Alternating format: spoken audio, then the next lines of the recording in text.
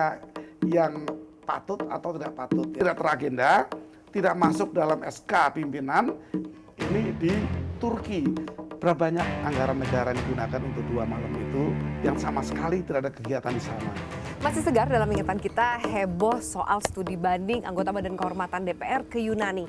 Nah, studi banding mengenai etika ini ternyata semakin memicu reaksi dari masyarakat karena belakangan baru terbongkar para anggota Badan Kehormatan DPR ini mencuri waktu untuk jalan-jalan ke Turki.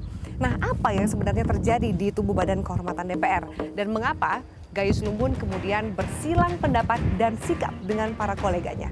Simak wawancara Newsmaker Interview dengan Gayus Lumbun dan pemirsa, wawancara ini kami ambil saat Gayus Lumbun masih menjabat sebagai Ketua Badan Kehormatan DPR.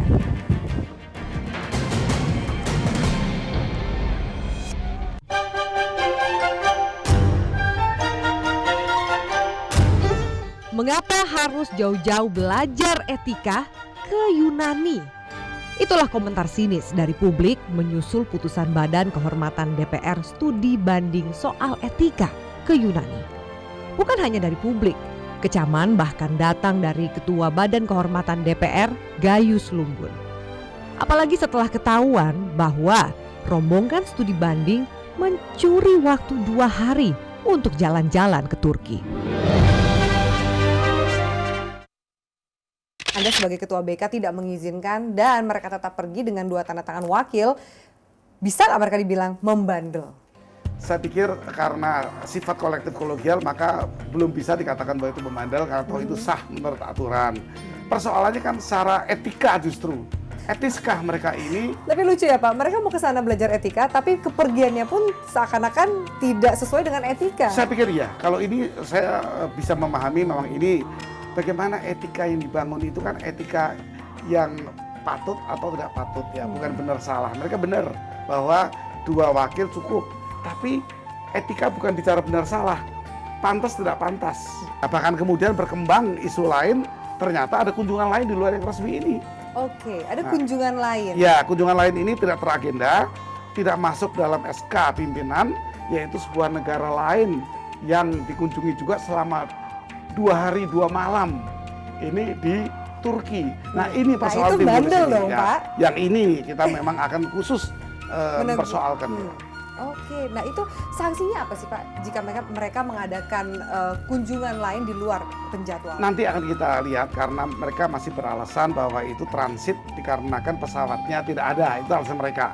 Walaupun media massa menguraikan jadwal penerbangan, kemudian baru 1 jam mereka terbang dari Yunani ke Turki, masa 1 jam 20 menit itu perlu istirahat panjang bermalam ya, dan 2 jam setelah itu dan berturut-turut ada banyak penerbangan yang ke Jakarta.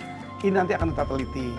Kemudian hal lain tentunya berapa banyak anggaran negara yang digunakan untuk 2 malam itu yang sama sekali tidak ada kegiatan di sana. Ini juga persoalan-persoalan yang nanti perlu oleh Badan Kehormatan karena tinggal 3 orang sekarang dari 11. 8 pergi tinggal 3. Tentu ini sangat kurang untuk mengusut hal ini.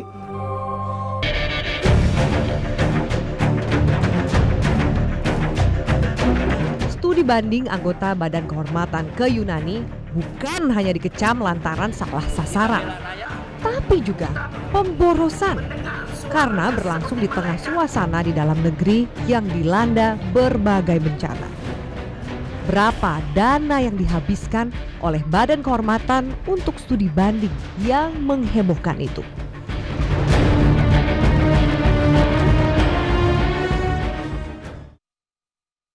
Saya juga mendengar bahwa kepergian studi banding ini ke Yunani juga membawa istri.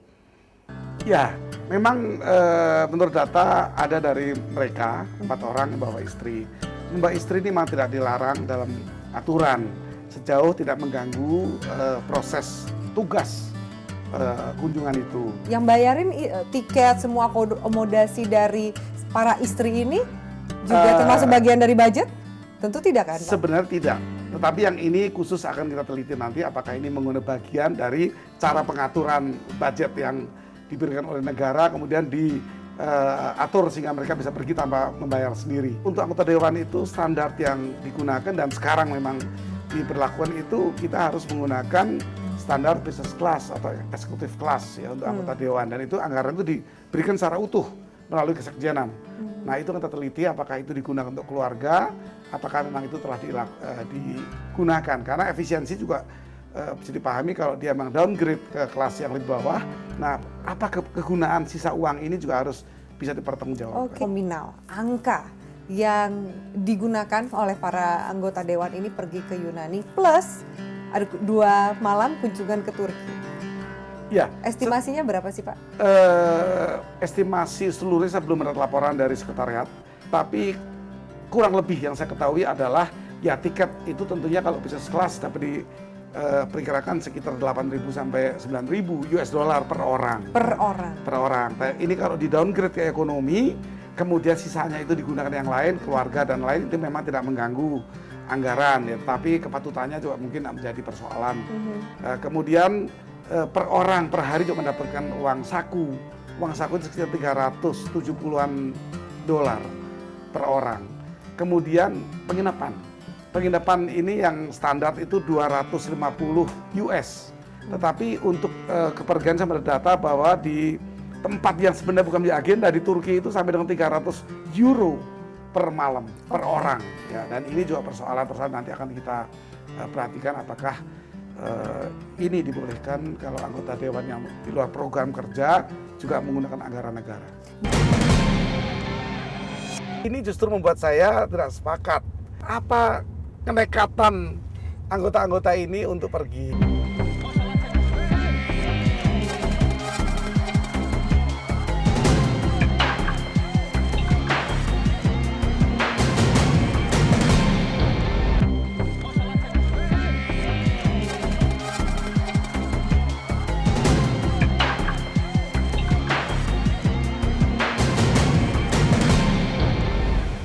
Tidak ada yang salah dengan studi banding jika diyakini bisa memberikan nilai yang positif bagi anggota DPR.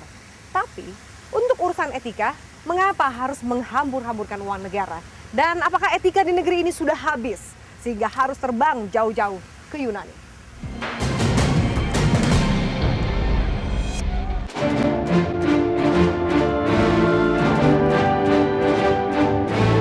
Studi banding Badan Kehormatan ke Luar Negeri bukan hal baru sebenarnya. Namun, putusan untuk studi banding mengenai etika ke Yunani memicu reaksi pro dan kontra di dalam tubuh Badan Kehormatan sendiri. Nah, mengapa Yunani yang menjadi sasaran studi banding kali ini? Dan apa target yang ingin dicapai dengan jauh-jauh belajar etika ke Yunani? Siapa sih yang pertama kali memiliki inisiatif untuk kemudian mengusulkan kita ke Yunani saja belajar mengenai etika? Agenda tidak ke Yunani sebenarnya. Agenda itu kita tujukan ke negara lain, Korea, kemudian ada usulan lagi ke negara-negara Eropa lainnya. Tetapi ketika dihubungi mereka umumnya negara-negara Eropa dan Amerika itu sudah keberatan untuk didatangi. Apa yang ditargetkan akan dibawa pulang teman-teman dari BK studi banding ke Yunani? Ya, alasan yang resmi yang mereka cantumkan dalam proposal itu kan mempelajari proses etika, ya bagaimana negara itu beretika di parlemennya, itu alasan utamanya. Nah ini justru membuat saya tidak sepakat, karena ya parlemen di sana tentu berbeda dengan kita. Etika kita adalah etika yang telah kita atur sebagai rambu etik yang kita miliki yang dibentuk dan disahkan di paripurna belum setahun. Nah inilah bagi saya juga pertanyaan, apa kenekatan anggota-anggota ini untuk pergi? Atau jangan-jangan Pak, mereka menilai bahwa kode etik yang ada dimiliki oleh BK sekarang tidak mengakomodasi atau kurang mengakomodasi? Kalau itu yang dipersoalkan juga bukan mereka datang berkunjung, mereka mengusulkan kepada Pansus? Tidak, kepada pimpinan, pimpinan membawa itu ke Bamus, Bamus kembali ke paripurna untuk dibentuk pansus. Bukan tiba-tiba BK yang menggunakan terus merasa tidak cocok, dia datang sendiri untuk merubah. Bagaimana merubahnya?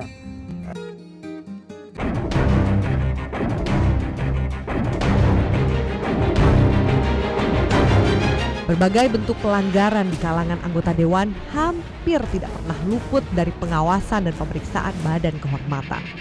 Nah, Bagaimana jika pelanggaran dilakukan justru oleh anggota Badan Kehormatan sendiri? Kebalkah badan ini dari berbagai pelanggaran dan kesalahan? Siapa yang berhak mengontrol Badan Kehormatan? BK, Badan Kehormatan DPR. Jika memang nanti pertanggungjawabannya tidak bisa diterima, siapa yang akan memberikan sanksi, Pak? Tentu Badan Kehormatan secara pleno. Kalau ini anggota Badan Kehormatan yang bermasalah, fraksi diminta untuk mengganti, itu tatip tentuannya. Maka pengganti inilah dan yang sisa yang tidak bermasalah membuat keputusan berdasarkan yang pertama investigasi, kedua verifikasi dan klarifikasi. 3 hal inilah menjadikan keputusan nantinya untuk menjatuhkan sanksi atau merehabilitasi kalau memang tidak bersalah. Jadi ada 2 keputusan. Kalau bersalah ada 4 macam, 4 jenis. Yang pertama peringatan, tertulis, lisan, memindahkan dari alat kelengkapan, sampai dengan pemberhentian sebagai anggota DPR. Ini semua dimiliki kewenangannya oleh Badan Kehormatan. BK itu kan badan pengawas ya Pak. Tapi siapa yang mengawasi BK Pak? Terhadap BK itu pengawasnya adalah masyarakat melalui berbagai teguran tadi. Sampai dengan berbagai ujuk rasa yang ditampilkan dalam tari-tarian itu bentuk-bentuk pengawasan sebenarnya. Tapi kan nggak didengerin juga Pak Gayus, tetap saja tuh tidak mengubah keputusan Ya. teman-teman untuk pergi. Yang tidak mendengar tentu mereka lakukan, tapi kan tidak semuanya. Tetap ada yang tidak terpengaruh dan memperhatikan keluhan masyarakat. Ini yang harus bekerja. Bekerjanya adalah dengan mengusut sejauh mana ketidakpekaan itu boleh dibiarkan atau disikapi.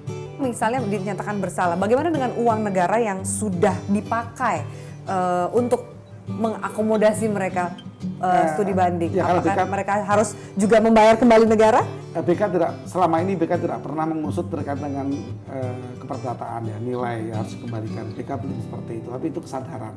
Kalau memang nanti BK menganggap bahwa ini menggunakan uang anggaran yang salah, tergantung pada mereka nanti akan mengembalikan atau dengan solusi apa. Tapi kalau tidak, tentu ada sanksi lain yang harus dijatuhkan bahwa mereka telah menggunakan anggaran yang tidak sebagaimana mestinya. Tindakan BK itu memang sangat ditentukan oleh kekompakan atau soliditas. Yang dulu memang lebih kompak, yang sekarang kurang kompak.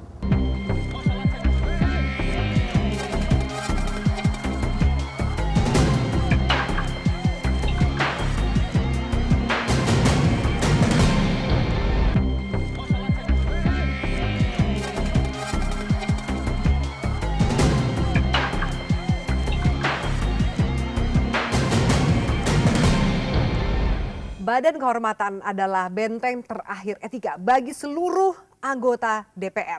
Ia adalah pengadilan bagi seluruh anggota dewan yang melakukan pelanggaran etika. Tapi mengapa sekarang Badan Kehormatan terkesan melempem, bahkan penuh dengan gejolak?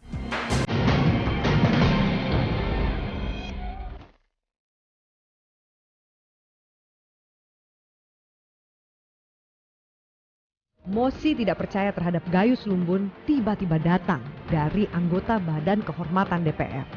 Gayus dinilai tidak pantas memimpin Badan Kehormatan DPR karena berbagai alasan. Gayus bukan hanya dinilai otoriter memimpin Badan Kehormatan, tapi juga tidak reaktif menangani aneka masalah yang terjadi di kalangan anggota dewan. Siapa bilang 3 aku Makau? Soal kinerja BK nih Pak, kenapa sekarang ini kok taringnya tuh sudah tidak setajam dulu gitu Pak? Ketajaman dari tindakan BK itu memang sangat ditentukan oleh kekompakan atau soliditas. Yang dulu memang lebih kompak, yang sekarang kurang kompak. Jadi banyak hambatan-hambatan untuk memutuskan atau memproses. Jangan memutuskan, memproses. Yang dulu itu akomodasi BK untuk fraksi penuh. Seluruh fraksi yang ada masuk ke BK. Yang sekarang ini tidak. Yang sekarang ini hanya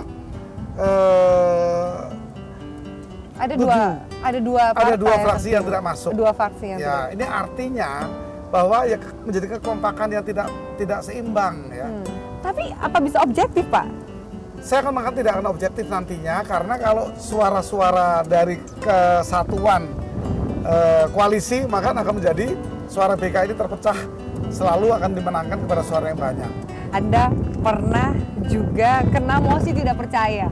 Mosi tidak percaya itu pernah digulirkan, tidak secara resmi, tapi mereka mengatakan, ya kita menolak kepimpinan Gayus Lumbun, seperti itu. Nah, saya tertarik dengan statement itu dan saya bertanyakan yang mana yang ada tidak suka dan tolak saya.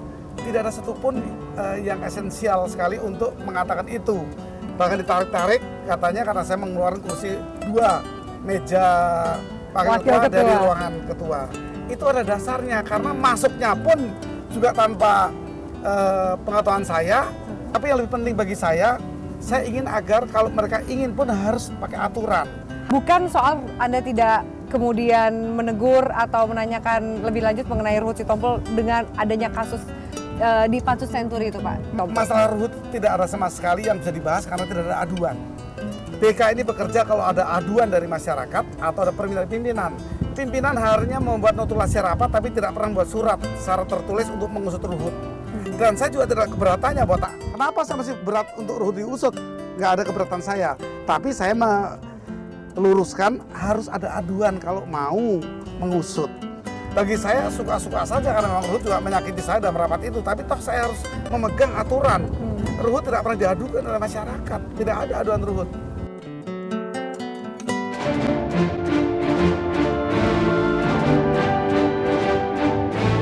Di tengah mosi tidak percaya anggota Badan Kehormatan, Gayus Lumbun mengancam mundur dari kursi Ketua Badan Kehormatan. Namun fraksi dan partainya PDI Perjuangan meminta Gayus untuk tetap bertahan. Mengapa Gayus meminta lengser? Benarkah dia tidak kuat menghadapi tekanan dari sejawatnya di Badan Kehormatan?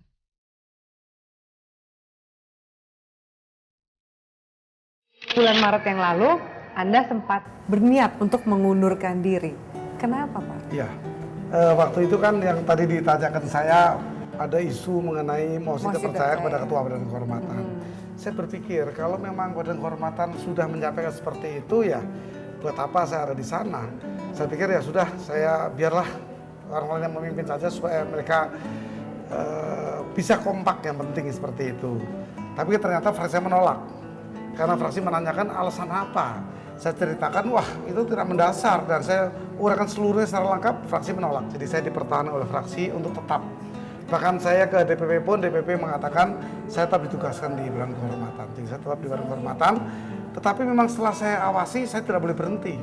Setelah saya mengamati perilaku anggota Dewan dan berbagai kehendaknya, saya memutuskan bahwa saya tidak boleh mundur. Tidak akan mundur sesuai dengan waktu periode Anda. Iya, karena saya harus mencoba memperbaiki BK ini sehingga BK kembali kuat seperti BK pada periode yang lalu. Itu Selemah itu ya BK sekarang? Bayangkan tidak lemah, Mbak Afi, kalau ada aduan 43 selama setahun ini belum tersentuh satupun. Kenapa belum tersentuh, Pak?